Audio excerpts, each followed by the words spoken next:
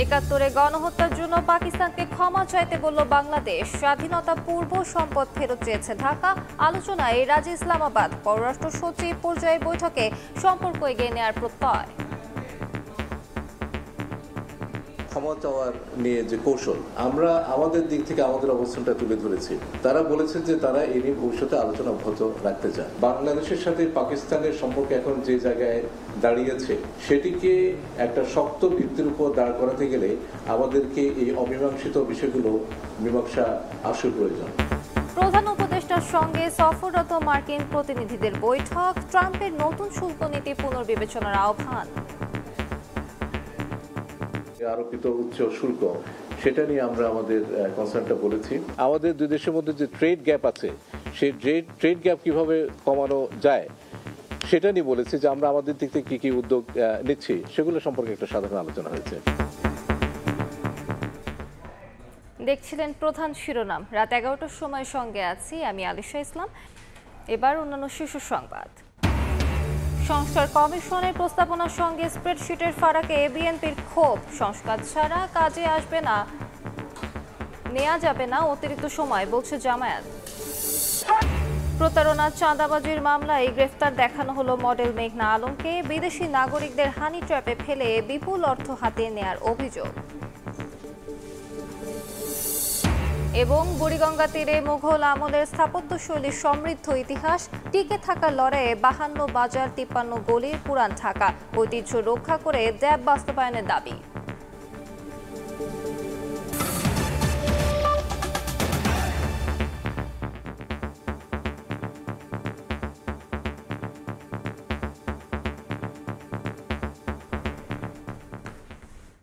একাত্তরে গণহত্যার জন্য পাকিস্তানকে ক্ষমা চাইতে বলল বাংলাদেশ। এছাড়া স্বাধীনতা পূর্ব সম্পদ হিসেবে $420 কোটি ফেরত চেয়েছে ঢাকা। এ নিয়ে ইসলামাবাদ আলোচনায় রাজি হয়েছে বলে জানিয়েছেন পররাষ্ট্র সচিব মোহাম্মদ জসিমউদ্দিন।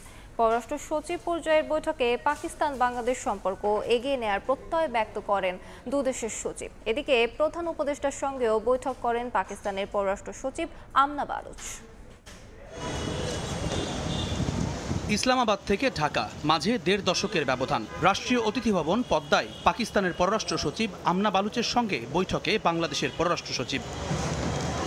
দুদেশের স্থবির সম্পর্ককে এগিয়ে নিতে আলোচনা হয়েছে বিস্তর। গুরুত্ব পেয়েছে দ্বিপাক্ষিক বাণিজ্য বৃদ্ধি। এছাড়াও আলোচনার টেবিলে ছিল যোগাযোগ, পরিবহন, শিক্ষা ও কৃষিসহ অন্যান্য ইস্যু। তবে নড়বড়ে সম্পর্ককে মজবুত ভিত্তির ওপর দাঁড় করাতে চাইলে আগে নিষ্পত্তি করতে হবে অমীমাংসিত অতীত। ইসলামাবাদকে স্পষ্ট বার্তা ঢাকার। বাংলাদেশের সাথে পাকিস্তানের সম্পর্ক এখন যে জায়গায় দাঁড়িয়েছে, সাম্প্রতিককালে উচ্চ পর্যায়ে যোগাযোগ এবং বিভিন্ন ক্ষেত্রে আমাদের যে সহযোগিতার কারণে, সেটিকে একটা শক্ত ভিত্তির উপর দাঁড় করাতে গেলে আমাদেরকে এই অমীমাংসিত বিষয়গুলো মীমাংসা আসল প্রয়োজন। একাত্তরের গণহত্যার জন্য ক্ষমা চাওয়ার পাশাপাশি অবিভক্ত পাকিস্তানের হিস্সা হিসেবে প্রাপ্য $4.2 বিলিয়ন ফেরতের বিষয়টি আলোচনায় তুলেছে বাংলাদেশ। ক্ষমা চাওয়ার নিয়ে যে কৌশল, দেখেন আমরা আমাদের দিক থেকে আমাদের অবস্থানটা তুলে ধরেছি এবং কূটনীতির কাজটাই হচ্ছে যে আমাদের অবস্থানটাকে তুলে ধরে সেটা নিয়ে এগিয়ে যাওয়া। এখানে বিষয়টা এরকম না যে আমি তোলার পরে তারা সেটাকে আলোচনার মধ্যে রাখতে চান নাই। তারা বলেছেন যে তারা এ নিয়ে ভবিষ্যতে আলোচনা অব্যাহত রাখতে চান। Deputy chairman of planning commission বাংলাদেশের, তার একটা হিসাব অনুযায়ী $4,000 মিলিয়ন আর আরেকটা হিসেবে বলা আছে $4.32 বিলিয়ন। আমরা আজকে আলোচনায় এই ফিগারটাই বলেছি। এটা একটা। আরেকটা হচ্ছে যে 1970 সালে নভেম্বরে যে ভয়াবহ ঘূর্ণিঝড় হয়, সেখানে বিভিন্ন বিদেশি রাষ্ট্র এবং এজেন্সি $200 মিলিয়ন সমপরিমাণ অর্থ দান করেছিল। সেটারও আমরা এই বৈঠকে হিস্সা দিয়েছি। তবে সম্পর্কের গভীরতা কতটুকু হবে তা এখনও নির্ভর করছে পাকিস্তানের ওপরই। পররাষ্ট্র উপদেষ্টার সঙ্গে বৈঠকের পর মন্ত্রণালয় থেকে বের হওয়ার আগে গণমাধ্যমে বলা নাইস শব্দটা অবশ্য ইতিবাচক কিছুর ইঙ্গিতই দিচ্ছে। Very nice, thank you. এদিকে পররাষ্ট্র মন্ত্রণালয় থেকে সরাসরি প্রধান উপদেষ্টা ডক্টর ইউনূসের সঙ্গে সাক্ষাতে যমুনায় যান আমনা বালুচ। এ সময় নানা প্রতিবন্ধকতা থাকলেও তা উতরে দুই দেশের সম্পর্ককে এগিয়ে নিতে বাণিজ্যিক যোগাযোগে গুরুত্ব দেওয়ার আহ্বান জানান প্রধান উপদেষ্টা। জুম্মান সাদিক, জ্যাভলিন, সময় সংবাদ, ঢাকা। বাংলাদেশে চলমান সংস্কার কর্মসূচির প্রতি সমর্থন প্রকাশ করেছেন সফররত 2 মার্কিন উপসহকারী পররাষ্ট্রমন্ত্রী। সন্ধ্যায় প্রধান উপদেষ্টার সঙ্গে সাক্ষাতে এ সমর্থন জানান তারা। রোহিঙ্গাদের নিজ দেশে ফেরানোর অগ্রগতির জন্য প্রধান উপদেষ্টাকে ধন্যবাদ জানান মার্কিন প্রতিনিধিরা। দ্বিতীয় দিনেও ঢাকায় ব্যস্ত সময় কাটালেন দক্ষিণ ও মধ্য এশিয়া বিষয়ক উপসহকারী মার্কিন পররাষ্ট্রমন্ত্রী নিকোল চুলিক ও পূর্ব এশিয়া ও প্রশান্ত মহাসাগরীয় অঞ্চল বিষয়ক উপসহকারী পররাষ্ট্রমন্ত্রী অ্যান্ড্রু হেরাপ। এদিন তারা বৈঠক করেন প্রধান উপদেষ্টা, পররাষ্ট্র উপদেষ্টা, সচিব ও হাই রিপ্রেজেন্টেটিভের সঙ্গে। দুপুরে পররাষ্ট্র মন্ত্রণালয়ে আসেন মার্কিন প্রতিনিধি দল, বৈঠক করেন সচিব ও উপদেষ্টার সঙ্গে। পরে পররাষ্ট্র সচিব জানান, মার্কিন যুক্তরাষ্ট্রের সঙ্গে রোহিঙ্গা ও বাণিজ্য ঘাটতি কমাতে আলোচনা হয়েছে। দ্বিপাক্ষিক বৈঠকের বিভিন্ন দিক নিয়ে আলোচনা করেছি। আমাদের এই সরকারের যে চলমান সংস্কার কার্যক্রম সেটা নিয়ে কথা বলেছি। সামনে যে নির্বাচন, সেই নির্বাচন নিয়ে কথা বলেছি। ইউএসএইডের যে সহযোগিতা সেটার পুনর্বিবেচনার কথা বলেছি। বিশেষ করে স্থান পেয়েছে রোহিঙ্গা প্রত্যাবাসন।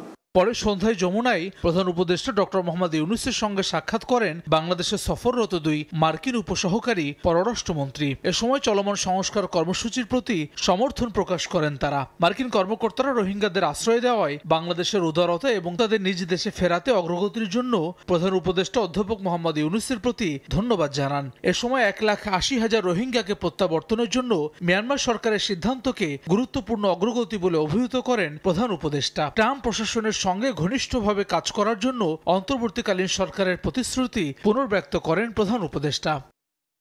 বৈঠকে বাংলাদেশের জাতীয় নিরাপত্তা উপদেষ্টা ডক্টর খলিলুর রহমান এবং ঢাকায় নিযুক্ত মার্কিন মিশনের প্রধান ট্রেসি অ্যান্ড জ্যাকবসন উপস্থিত ছিলেন।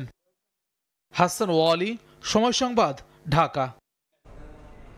অন্য প্রসঙ্গ, সংস্কার কমিশনের মূল প্রস্তাবনার সঙ্গে স্প্রেডশিটের বিস্তর ফারাক রয়েছে উল্লেখ করে বিভ্রান্ত করার অভিযোগ তুলেছে বিএনপি। এদিকে স্থায়ী গণতন্ত্রের জন্য জাতীয় সনদ তৈরি করতে চায় ঐকমত্য কমিশন। জুলাই গণঅভ্যুত্থানের পর রাষ্ট্র মেরামতের সংস্কার প্রস্তাব রাজনৈতিক দলগুলোর সঙ্গে দফায় দফায় আলোচনা। জাতীয় ঐক্যমত কমিশন গঠনের পর 2 দফায় বিএনপির সঙ্গে বৈঠক হয়। তারই ধারাবাহিকতায় জাতীয় সংসদের এলডি হলে কমিশনের সঙ্গে বৈঠক করতে আসেন বিএনপির 5 সদস্যের প্রতিনিধি দল। নেতৃত্ব দেন দলটির স্থায়ী কমিটির সদস্য নজরুল ইসলাম খান। আর কমিশনের সভাপতিত্ব করেন সহসভাপতি অধ্যাপক আলী রিয়াজ। সকাল 10:30টায় শুরু হওয়া বৈঠকে ইতিবাচক সহযোগিতার জন্য বিএনপির প্রতি কৃতজ্ঞতা প্রকাশ করেন জাতীয় ঐক্যমত কমিশনের সহসভাপতি আলী রিয়াজ। এ সময় তিনি বলেন, স্থায়ী গণতন্ত্র প্রতিষ্ঠায় জাতীয় সনদ তৈরি করতে চান তারা। গণতান্ত্রিক সংগ্রামের ক্ষেত্রে বাংলাদেশ জাতীয়তাবাদী দলের একটা বিশাল ভূমিকা রয়েছে।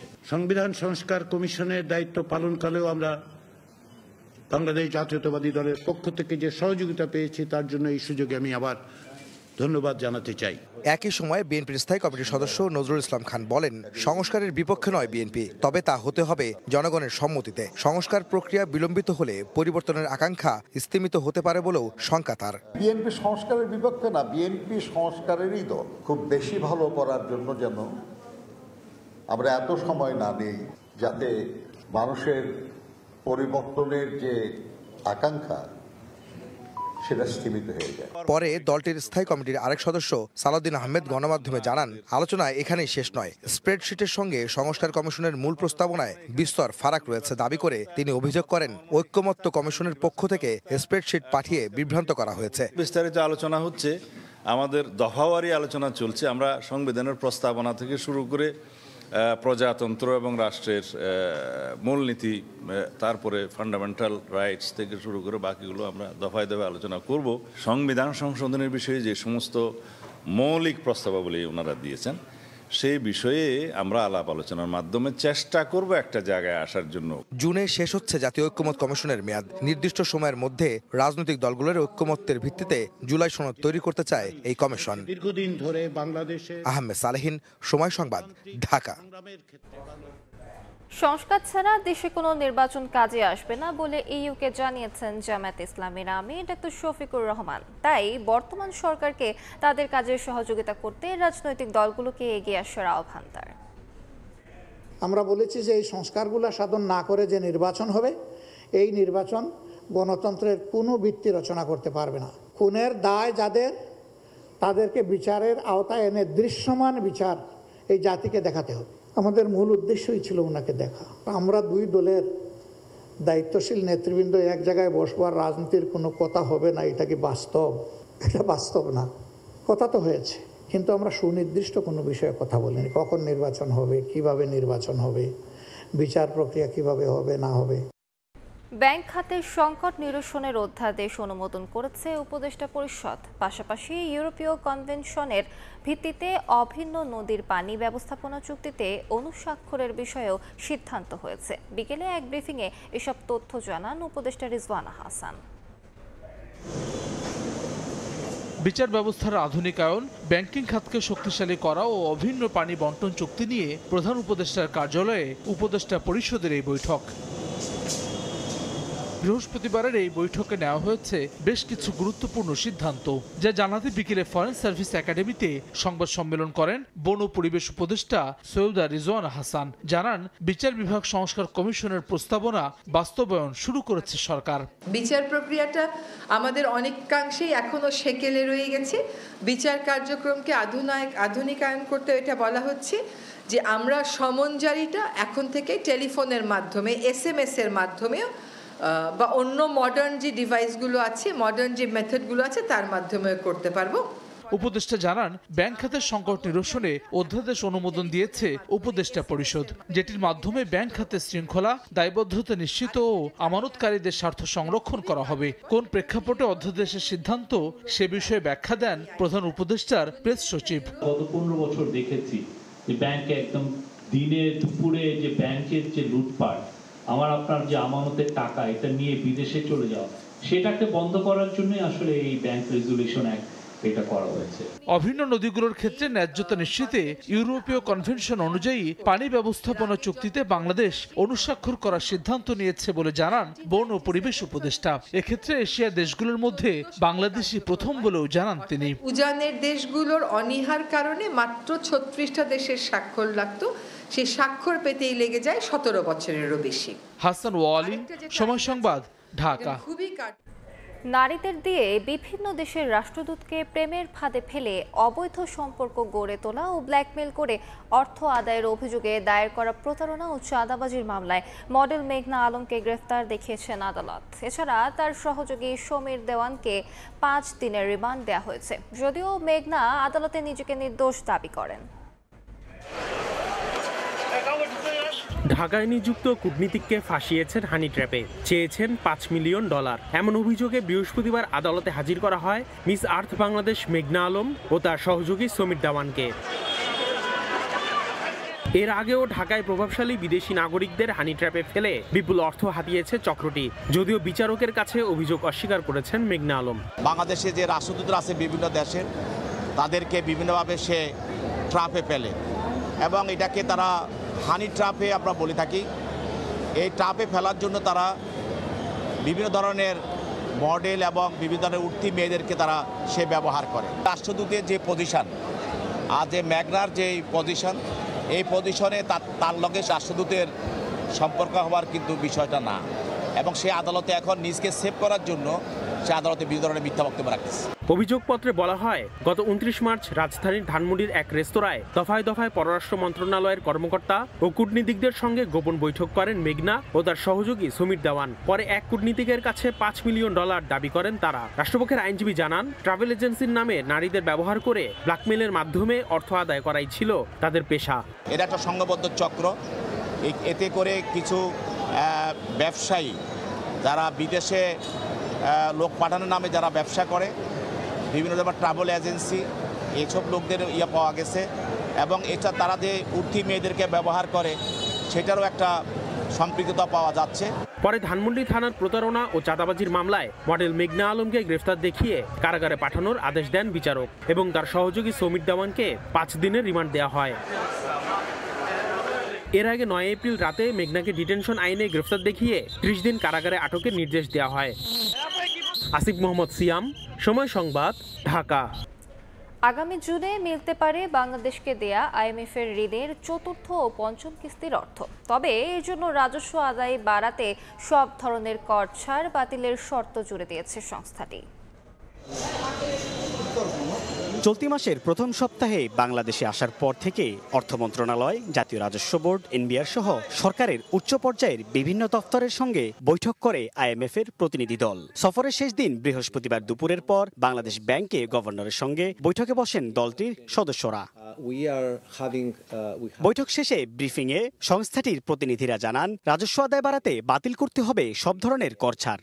We try to change the minds of people, the community, that this revenue to GDP ratio has to be a larger number, both from VAT but also income tax measures now, to start looking at a ratio that increases. তবে reserve বাড়তে থাকায় বাজারমুখী মুদ্রা বিনিময় হার নিয়ে সন্তুষ্ট IMF এর প্রতিনিধিরা। বাংলাদেশকে দেয়া $470 কোটি ঋণের চতুর্থ ও পঞ্চম কিস্তি আগামী জুনে মিলতে পারে বলেও আশ্বস্ত করেছেন তারা। Volatility in the market after you implement that reform, and this is the kind of difficult discussions that we have, but we are in very good path, and we are hoping that we will be reaching a staff level agreement in the near future. বৈশ্বিক নানা চ্যালেঞ্জের মুখেও মূল্যস্ফীতি কমতে থাকায় বাংলাদেশের প্রশংসা করেছে আইএমএফ। তবে আগামীতে বহুমুখী অর্থনৈতিক চ্যালেঞ্জও সামলাতে হতে পারে বাংলাদেশকে। সাইফুল ইসলাম, সময় সংবাদ, ঢাকা। সমৃদ্ধ ইতিহাস নিয়ে বুড়িগঙ্গা তীরে দাঁড়িয়ে মুঘল আমলের বহু স্থাপত্য শৈলী, আহসান মঞ্জিল, লালবাগ কেল্লা সহ প্রাচীন স্থাপনাগুলোর সঙ্গে জড়িয়ে আছে 400 বছরের ইতিহাস। ধ্রুব ব্যানার্জির রিপোর্ট।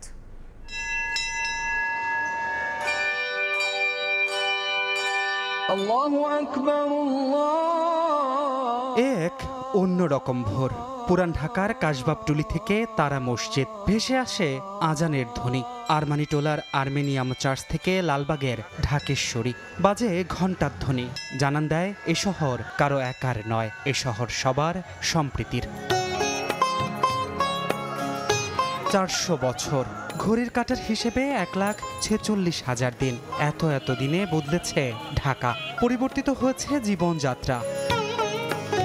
পুরান ঢাকার চলতি পথে এখন অসংখ্য নতুন স্থাপনার ভিড়। তার মাঝেই কখনো চোখে পড়ে মুঘল সুবাদারদের স্মৃতি আঁকড়ে থাকা ছোট কাটরা কিংবা বড় কাটরা।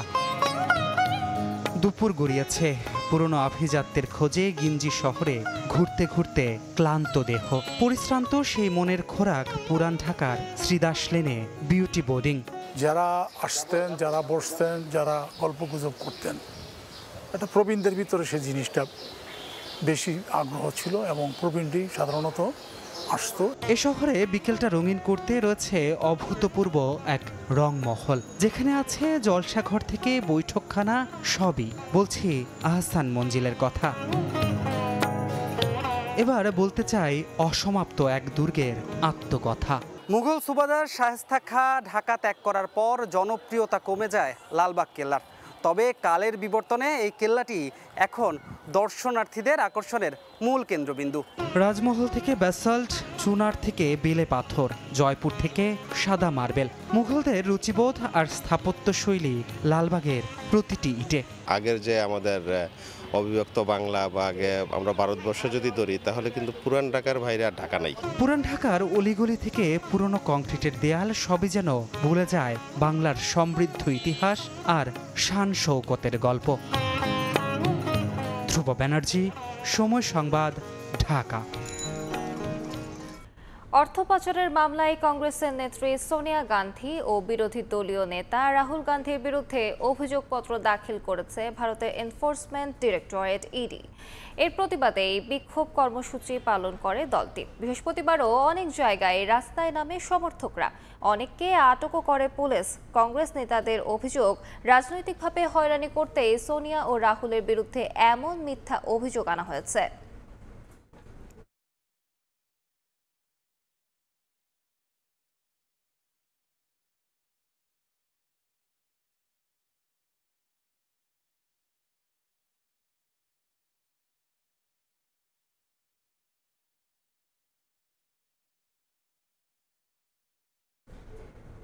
এতক্ষণ দেখছিলেন দেশ বিদেশের খবর।